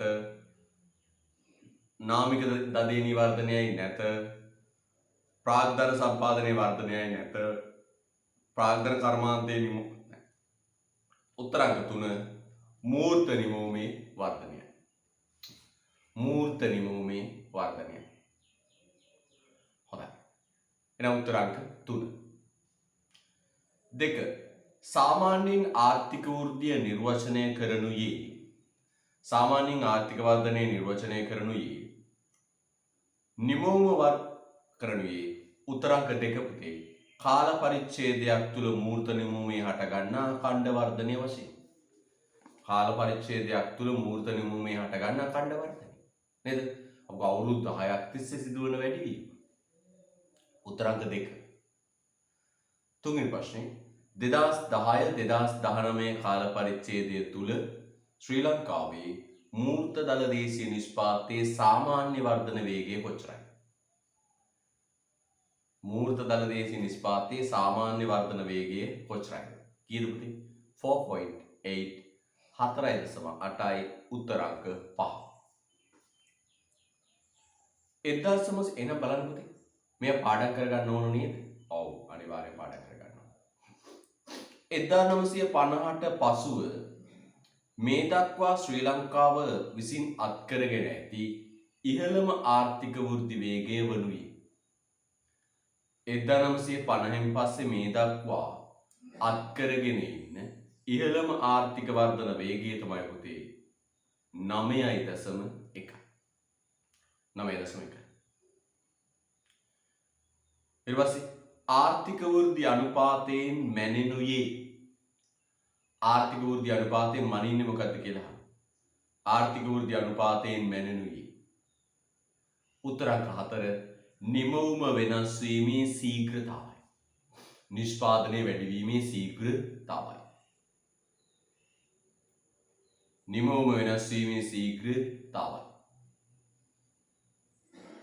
6 ආර්ථික වෘද්ධිය සාමාන්‍යයෙන් මනිනු ලබන්නේ පා සඳහන් විචල්‍යයක වාර්ෂික වෙනස් වීම වගේ. මොකද පුතේ විචල්‍ය? මූර්ත දල ජාතික නිෂ්පාදනය. පුතේ මතක තියාගන්න. ආර්ථික වර්ධනයේට දල දේශීය නිෂ්පාදනය ගන්නත් පුළුවන්, දල ජාතික නිෂ්පාදනය ගන්නත් පුළුවන්. මූර්ත දල ජාතික නිෂ්පාදනය. එතන පුතේ රතු බැනර් ලියන්න. ආර්ථික වර්ධන අනුපාතය ගන්නයට ආර්ථික වර්ධන අනුපාතය ගන්නයට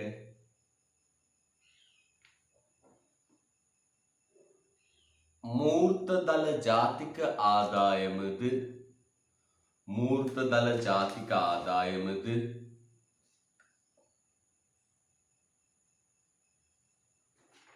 මූර්ත දල ජාතික ආදායමද යොදාගත හැකිය. මූර්ත දල ජාතික ආදායමද යොදාගත හැකිය. මූර්ත දල ජාතික ආදායමද යොදාගත හැකිය.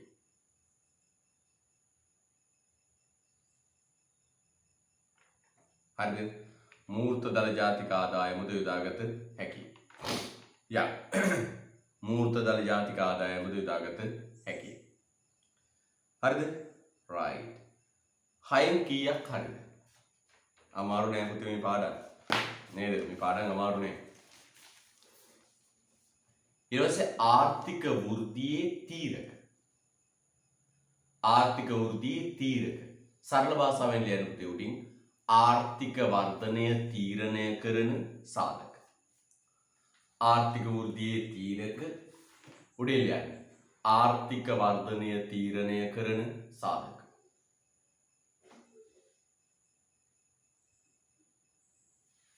ආර්ථික වෘද්ධිය තීරණය කරන සාධක.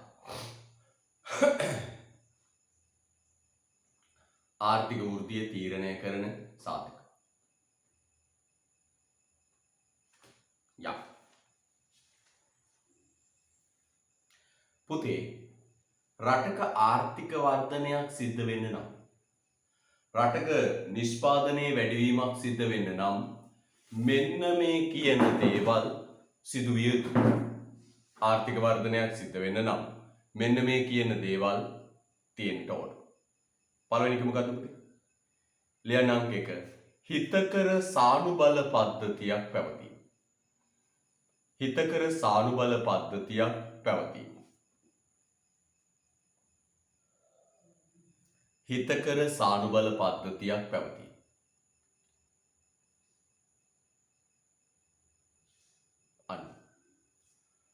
හිතකර සානුබල පද්ධතියක් පැවතීම.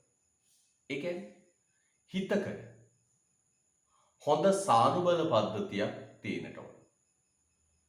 නිෂ්පාදකයෝ ධෛර්යමත් වෙන ආකාරයේ, නිෂ්පාදන කටයුතු පුළුල් වන ආකාරයේ හිතකර හොඳ සානුබල පද්ධතියක් තියෙන. මිස් පෙළඹෙමක් තියෙන්න ඕන. මොනවද තියෙන්නේ? කාර්යක්ෂම වෙළඳපළවල්. හොඳ කාර්යක්ෂම වෙළඳපළවල් තියෙන්න ඕන. නේද? මූල්‍ය වෙළඳපළ කාර්යක්ෂම වෙන්න ඕන. ඒතර කාර්යක්ෂම වෙළඳපළක් තියෙනකොට තමයි පුතේ නිෂ්පාදකයන්ට තම නිෂ්පාදන කටයුතු, අලෙවි කටයුතු, මූල්‍ය කටයුතු කරගන්න පුළුවන්. 2. වෙළඳ දේපළ අයිතිවාසිකම් සුරක්ෂිත වීම. පුතේ අපි දන්නේ වෙළඳපළ ආර්ථිකයක නම් මේ ආර්ථික වර්ධන ක්‍රියාවලිය හසුරුවන්නේ කරගෙන යන්නේ පෞද්ගලික අංශය. මේ පෞද්ගලික අංශයට පුතේ නිෂ්පාදන කටයුතු කරගෙන යන්න නම් මොකද කරන්න ඕන? ඒ අයගේ දේපළ අයිතිය හොඳින් සුරක්ෂිත කොට ලබා දිය යුතුයි. පැහැදිලිද? right. ඊළඟ මුදල් හුවමාරුව. මුදල් හුවමාරුව කාර්යක්ෂම වෙන්න ඕන. පැහැදිලිද? right. හොඳ උස්මක් ගන්න.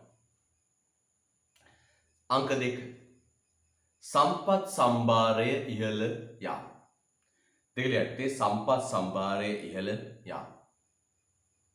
අංක 2 සම්පත් සම්භාරය ඉහළ යාම. සම්පත් සම්භාරය ඉහළ යාම. පුතේ සම්පත් සම්භාරය ඉහළ යාම කියන්නේ මෙන්න මේක. පුතේ ආර්ථික වර්ධන අරමුණට යන්න ප්‍රාර්ථන ස්වරූප 4ක් තියෙනවා.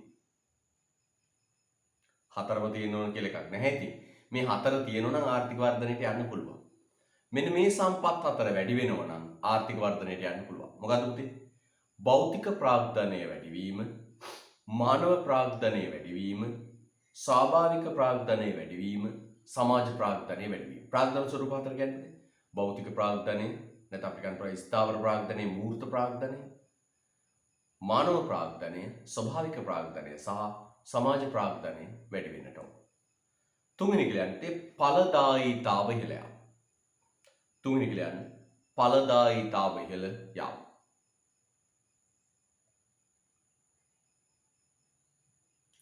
ඵලදායීතාව ඉහළ යාම. මොකද පුතේ ඵලදායීතාව කියන්නේ? යෙදවුම් ඒකකයකින් බිහි කරන්න පුළුවන් නිමවුම් ප්‍රමාණය. යෙදවුම් ඒකකයකින් බිහි කරන්න පුළුවන් නිමවුම් ප්‍රමාණය. තොර සම්පත් වැඩි කරගන්නවා වගේම තව කරන්න පුළුවන් දේ මොකක්ද? ඵලදාව වැඩි කරගන්න පුළුවන්. සාධක ඵලදාව වැඩි කරගන්න පුළුවන්. පුතේ සම්පත් වැඩි කරගන්නවා වගේම ඵලදාව වැඩිවීම තුලනොත් රටේ ආර්ථිකයේ වර්ධනය වෙනවා. ඵලදායීතාව මොනවද පුතේ ඵලදාව වැඩි කරගන්න පුළුවන් දේවල් මට කියන්න. තාක්ෂණය දියුණු කිරීම. ශ්‍රමයේ ගුණාත්මක තත්ත්වය ඉහළ යාම. නව්‍යතාවන් බිහිවීම. කළමනාකරණයේ දියුණු වීම. අධ්‍යාපනයට කරන ආයෝජන, පර්යේෂණ වලට කරන ආයෝජන වැඩි කරනවා. ඕවා කරාම පුතේ ඵලදායීතාව වැඩි කරගන්න පුළුවන්. මොනවද පුතේ කරන්න පුළුවන් බලන්න. කීපයක් බලන්න. තාක්ෂණය දියුණු කරන්න පුළුවන්. ශ්‍රමයේ ගුණාත්මක තත්ත්වය වැඩි කරන්න පුළුවන්. නව්‍යතාවන් බිහි කරන්න පුළුවන්. කළමනාකරණය දියුණු කරන්න පුළුවන්. පැහැදිලිද? right. අංක 4 පුතේ කපලා දාන්න. ඒක වැරදීමක වෙච්ච එකක්. අංක 4 කරුණු ඉවත් කරන්න කරුණක් නැහැ එතන. අංක 5 සාර්වාර්ථික ස්ථායීතාව නැත්නම් උද්දමනයේ පාලනය. පුතේ රටක දියුණු වෙන්න නම් මේ අස්ථාවර භාවයන් නැතිව උද්දමන සේවා වියුක්ති ගෙවුම් ශේෂහිග නැතුව ස්ථායී ආර්ථිකයක් තියෙනට ඕන.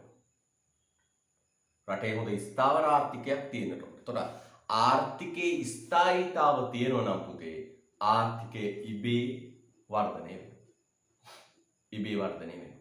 අපි බාස්කට් එකක අපි පොඩි කප් එකක හිටවල ගහ ඕක නිතරම හොලවන නම් ඒ ගහ වර්ධනය වෙන්නේ නැහැ. නේද? අපි ඔන්න නිකන් මල් පෝච්චියක මල් ගහක් හිටවල හොල්ල මොකෝ වෙන්නේ? හැදෙන්නේ වර්ධනය ආදී. හැබැයි නිශ්චලව නිස්කලංකව තියෙනකොට වර්ධනය වෙනවා. right. ව්‍යවසායකත්වයේ වර්ධනය. පුතේ රටක් ඉස්සරහට ගෙනියන්නේ ව්‍යවසායකයෝ. නේද? රටක ජීවනාලිය වෙන්නේ ආර්ථිකයේ කොඳුනාරටිය වෙන්නේ ව්‍යවසායකයෝ, ව්‍යාපාරිකයෝ. නේ? අන්න පුතේ මේ ව්‍යවසායකයෝ තව තව බිහි කරන්න ඕන. ව්‍යවසායකයෝ තව බිහි කරන්න ඕන. ව්‍යවසායකයෝ තව බිහි කරලා මොකද කරන්නේ?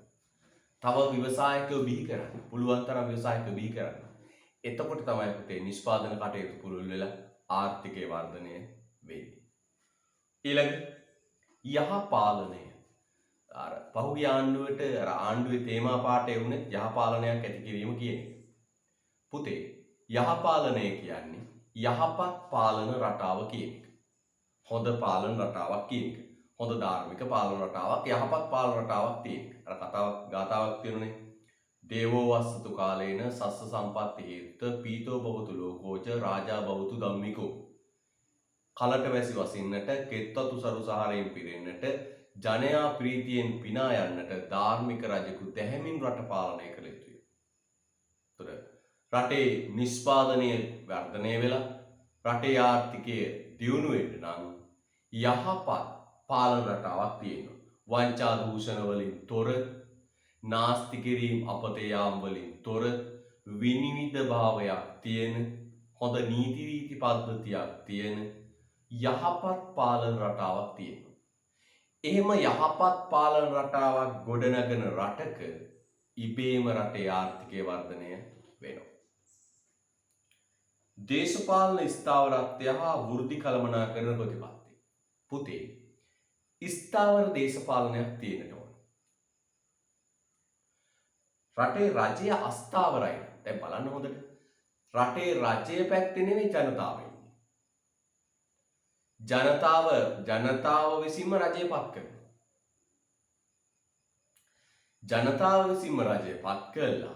ටික දවසක් යනකොට ජනතාවම එපා වෙලා ජනතාවගේම බහුතරයක් ආණ්ඩුවට බයින මේ ආණ්ඩුව වැඩක් නැහැ කියලා. නිර්මාණය වෙනෝ දේශපාලන අස්ථාවරභාවය. ඒතර ආණ්ඩුවට පක්ෂපාතීව නෙවෙයි බහුතරයක් ජනතාව රටේ ඉන්නේ. නිර්මාණය වෙනෝ දේශපාලන අස්ථාවරභාවය.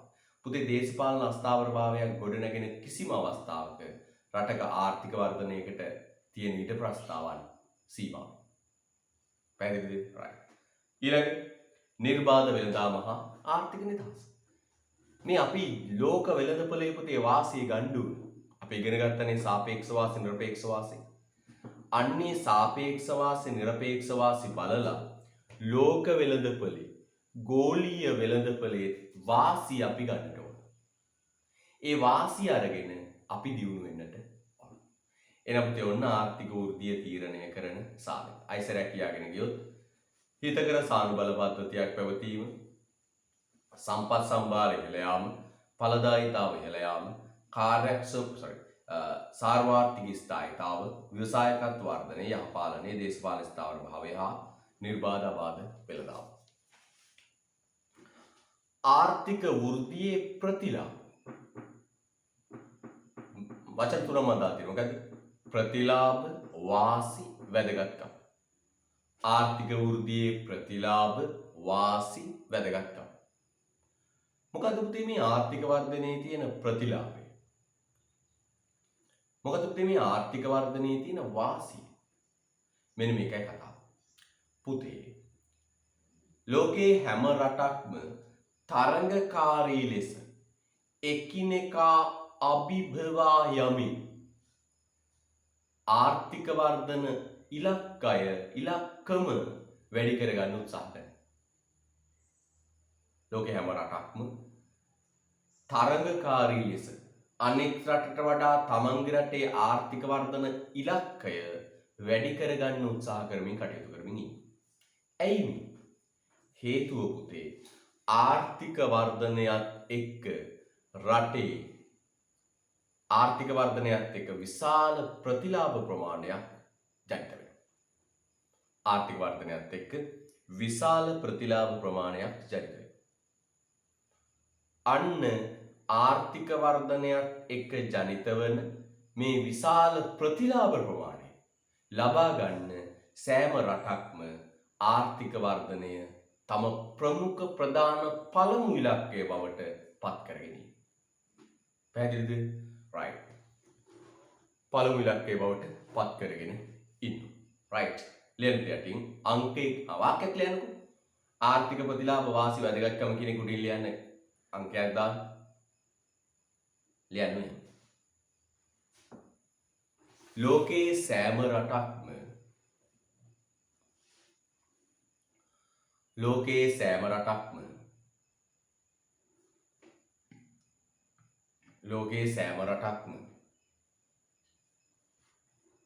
තරඟකාරී ලෙස ලෝකයේ සෑම රටක්ම තරඟකාරී ලෙස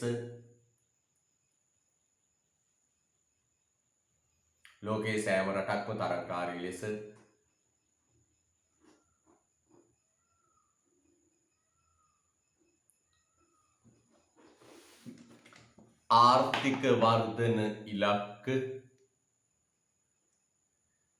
ආර්ථික වර්ධන ඉලක්ක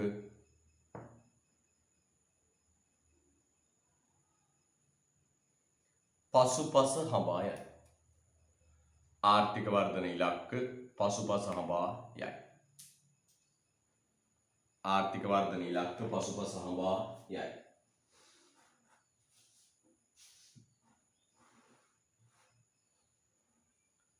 ඊට හේතුව වන්නේ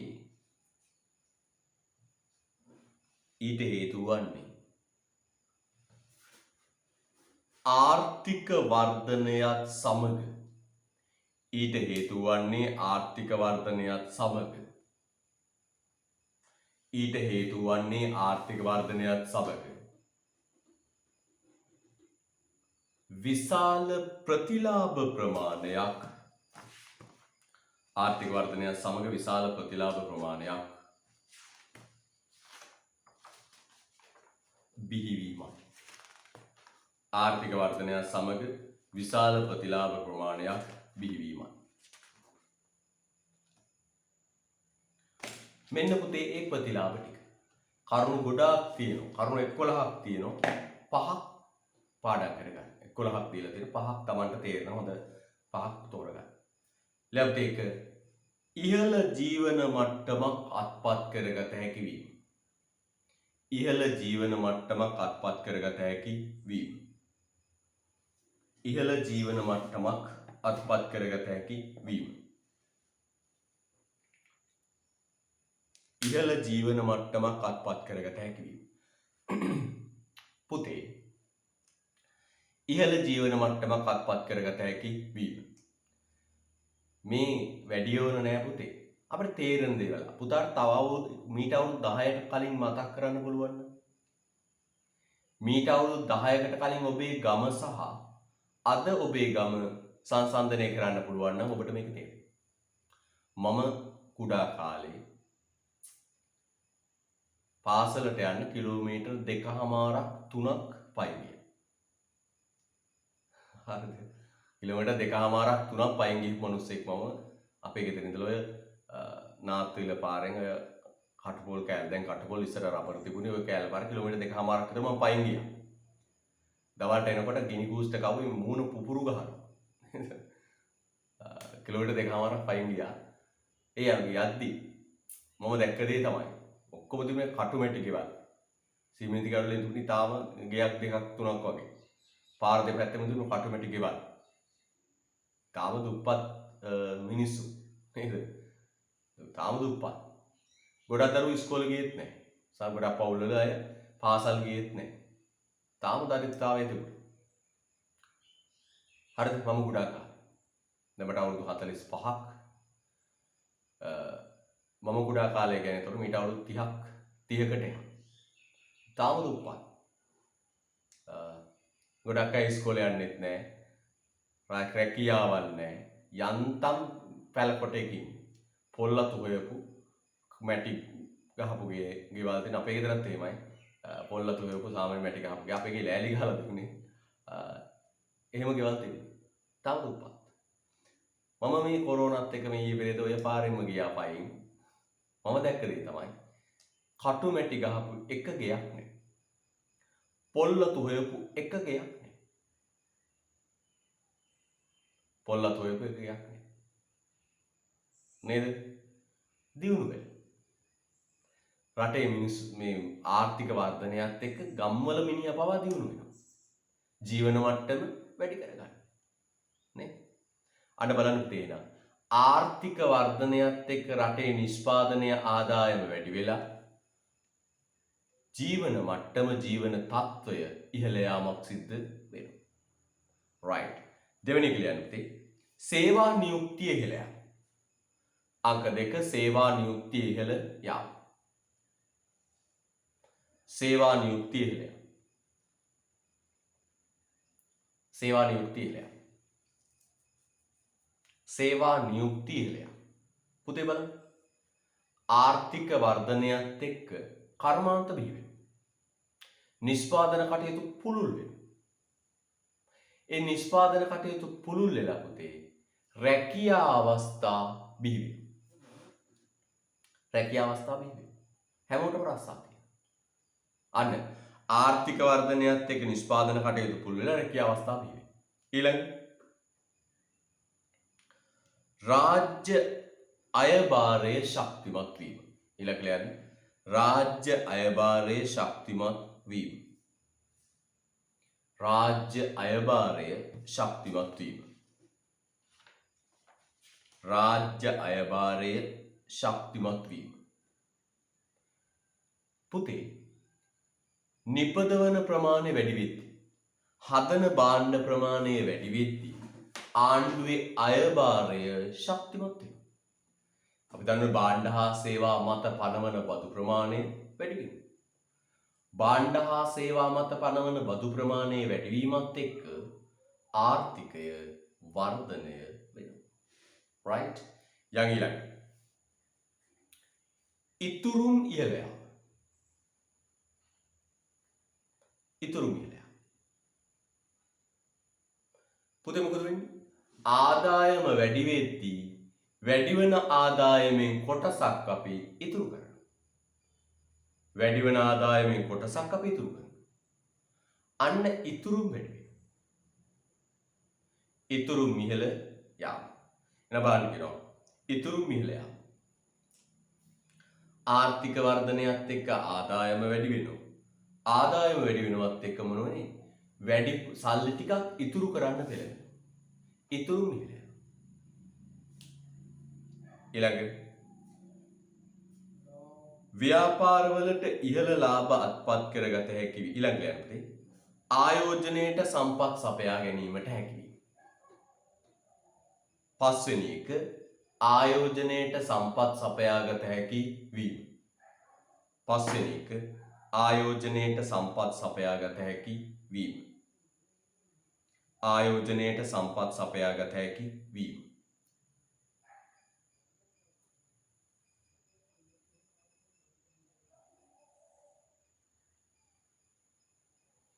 ආයෝජනයට සම්පත් සපයාගත හැකි වීම.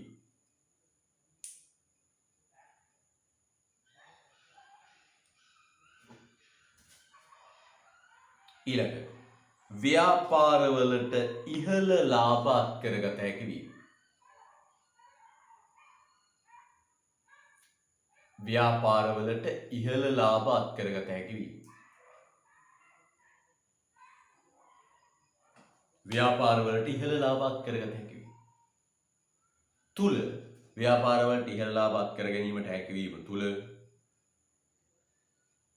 ව්‍යාපාරික විශ්වසනීයත්වය ඉහළ යාම. තුල ව්‍යාපාරික විශ්වසනීයත්වය ඉහළ යාම. හරිද? right. විශ්වසනීයත්වය ඉහළ යාම. ඒතර ආර්ථික වර්ධනයත් එක්ක ව්‍යාපාරිකයන්ගේ අලෙවි ආදායම් වැඩි වෙනවා. ව්‍යාපාර විශ්වසනීයත්වය වැඩි වෙනවා. ගෙවුම් බලන්න තව තියෙනවා. ගෙවුම් ශේෂය ශක්තිමත් වීම. පොදු භාණ්ඩ වඩා හොඳින් සැපිය හැකි. මිල ස්ථායීතාව පවත්වා ගත හැකි වීම. හරිද? right.